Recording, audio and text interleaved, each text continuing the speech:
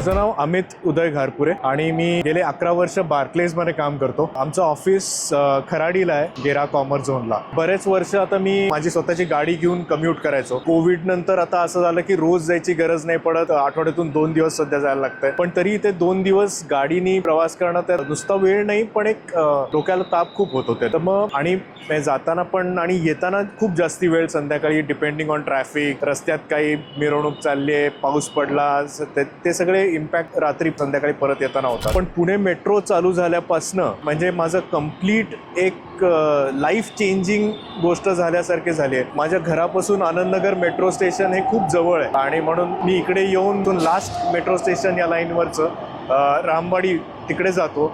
ऑफिसनी पण तिथे metro shuttle service चालू केली आहे to encourage less usage of fuels आणि पब्लिक ट्रान्सपोर्टचं जास्त. रामवाडी स्टेशनच्या तिथून शटलनी ऑफिसला जातो. सिमिलरली येताना शटलनी रामवाडी स्टेशनला येतो आणि मेट्रोनी परत घरी येतो. या सगळ्या आणि याच्यात माझं मिनिमम एक साधारण दिवसातला 1 तास वाचतो दरवेळेला जेव्हा लागतं ऑफिसला जायला. नुसतं वेळ वाचणं आणि पैसे पण भरपूर वाचतात ही वेगळी गोष्ट आहे. त्याच्यापेक्षा एक मेंटल पीस जो म्हणतो आपण, तो मेट्रोमुळे खूप जास्त मिळतो. कारण मी मेट्रोमध्ये बसलो की आरामात एअर कंडिशनमध्ये बसून ऑडिओ बुक ऐकत प्रवास करतो. पहिल्यांदा ऑडिओ बुक ऐकणं झालं नव्हतं, पण मेट्रोमुळे मला ते ऑडिओ बुक्सचं एक छंद लागलेला आहे. दर वेळेला घरून निघता मी पटकन शूज घालताना मेट्रोचं तिकीट काढतो आपल्या पुणे मेट्रो ॲपवर आणि ते अक्षरशः एक 15 ते 20 सेकंदात तिकीट काढून होतं आणि तेच मग QR कोड स्कॅन करून हे करतो. आणि ॲप पण प्रचंड कन्व्हिनियंट आहे. अजूनपर्यंत एकदा पण मला त्याच्यात प्रॉब्लेम आला नाही ते करता. आणि